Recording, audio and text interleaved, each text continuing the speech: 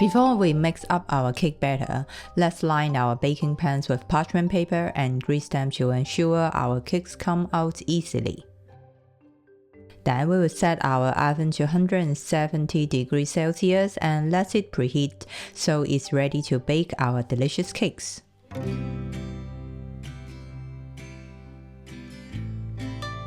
We start by dissolving the cocoa powder in piping hot coffee. Because this step boosts the chocolate flavor, the heat helps the cocoa dissolve smoothly, avoiding any lumps, while the coffee brings out the natural richness of the chocolate without making the cake taste like coffee. It's a simple trick to intensify the overall depth and indulgence of the cake. Add the eggs, brown sugar, and caster sugar. Then whisk until the mixture is pale and slightly thickened. This will help create a light and smooth batter. Next, add vegetable oil and whisk the mixture until it is fully emulsified. It means to ensure the oil is evenly incorporated, helping to create a moist and velvety cake. Add the vanilla extract and mix well. Then add Greek plain yogurt and continue whisking until fully combined.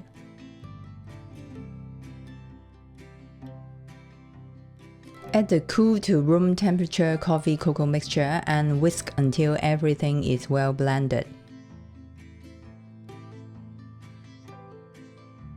For the dry ingredients, start by mixing the flour with salt, baking soda, and baking powder.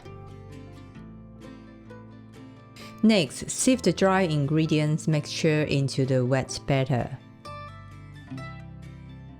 I start mixing with a silicone spatula, which helps scrape around the bowl to ensure all the dry ingredients are evenly combined. Then I switch to a whisk to thoroughly incorporate everything and create a smooth, uniform batter.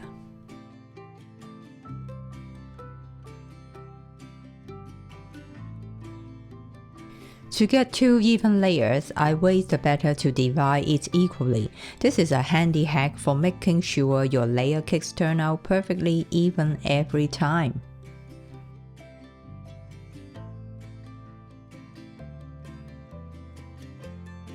Bake them in the preheated oven for about 30 to 35 minutes. Keep an eye on them as oven times can vary.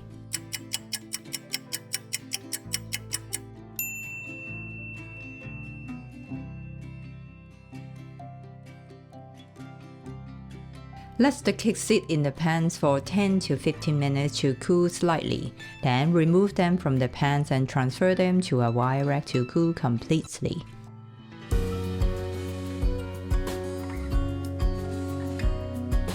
We start by sifting the icing sugar, cocoa powder, and salt in a mixing bowl. This ensures that the ingredients are evenly incorporated when we blend them with the mascarpone cheese.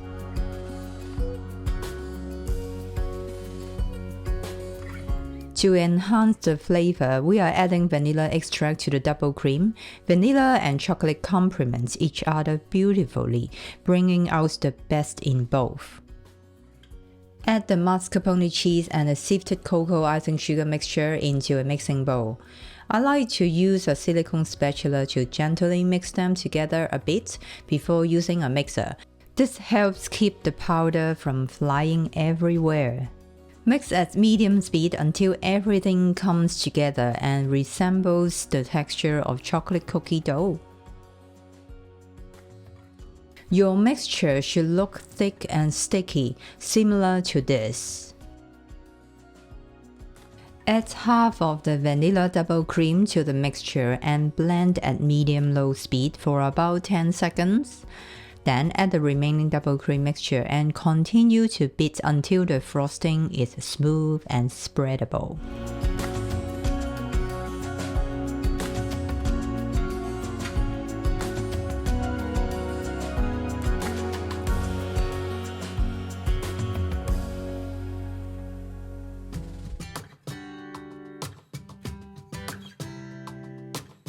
I have my cake turntable here to simplify the decorating process. To make transferring the cake to the fridge easier, I'll be using a cake board. Place a non-stick mat under the cake board to keep it from moving around during decorating. This cake turntable, in my opinion, is an excellent investment. It makes the decorating process quicker and more efficient as you can continuously rotate the cake rather than constantly repositioning it. For a very neat and flat top finish, we need to trim off the top of the cakes. Spread a small amount of frosting on the cake board to help stick the cake in place. Then hold the knife horizontally and keep it steady as you turn the cake. Slice off the top to level it. If this is your first time doing this, take your time and go slowly. It's better to be cautious and make small adjustments for a perfect finish.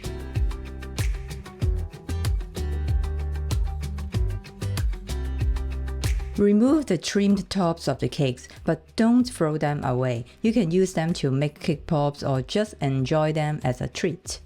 I always say this part of the cake is the most delicious, slightly crunchy on the outside and moist inside. Repeat the same process for the second layer. Once you are done, brush off any cake crumbs before you start frosting the cake. To ensure an even layer of frosting, I like using an ice cream scoop to distribute equal amounts across the cake. Then use an offset spatula to spread the frosting as evenly as possible. No need to worry about the edges right now, we will smooth them out in just a minute. When you are happy with the frosting, place the second cake layer upside down on top, making sure it's perfectly aligned to create a straight line. The flat bottom of the cake will help create a smooth surface. Then scoop an even amount of frosting on top and smooth it out. Once the top of the cake is frosted, gradually spread the excess frosting towards the edges, covering them with a thin layer. Don't worry too much about making it smooth, this is just a crumb coat. We'll add a second layer of frosting later to create a smooth, professional looking cake surface.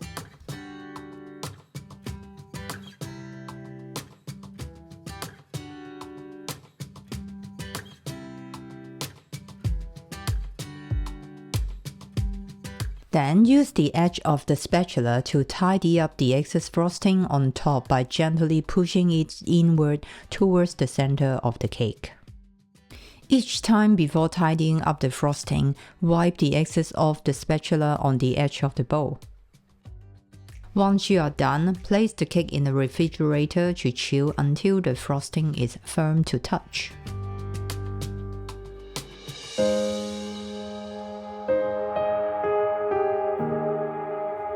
Load the remaining mascarpone cheese frosting into a piping bag. I find it easier to control the amount of frosting for the final coat this way.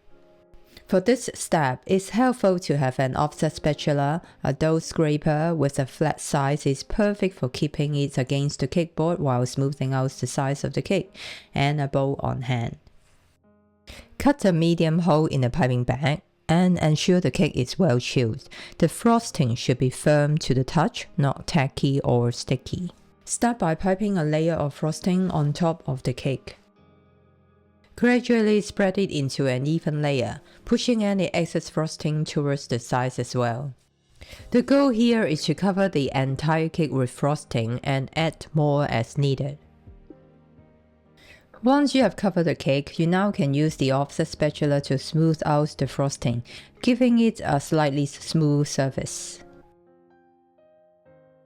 To achieve a very smooth and professional look finish, take the dough scraper and hold it 45 degrees angle to the side of the cake, with a very light hand to sweep it around the sides as you spin the turntable. The goal here is to smooth the frosting, not to remove it. If there are any holes or imperfections, spread a little bit more and smooth it again with the dough scraper. For the final smoothing, hold the dough scraper in one hand and spin the turntable with the other, gliding the scraper along the sides of the cake in one smooth motion. Once you are satisfied with the size, you can smooth out the top. Take the offset spatula and glide it over the top of the cake, starting from the edge and moving towards the center. That is it. A smooth coat of frosting takes practice, so don't stress if it's not perfect. The cake will still taste amazing. Chill the cake for around 30 to 60 minutes to set before moving on to the next step. Before decorating, I like to transfer the cake from the cake board to the cake stand for serving. Since the cake is well chilled, transferring it to the cake stand is easy, which is how I like to serve mine. If you prefer the cake board, you can skip this step. Start by loading the frosting in a piping bag. Cut a hole and secure it with an icing bag tie. For the finishing decorating, I'll use 3 different piping nozzles. For easy interchange them, I place one of the nozzles into a separate piping bag.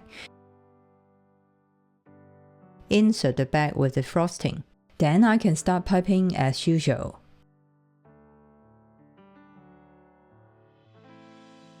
To switch nozzles, simply pull out the bag with the frosting, change the nozzle, and insert the bag back in. By using an additional piping bag, I can easily interchange the piping nozzles without a mess. Alright, I will let you enjoy watching the decorating process.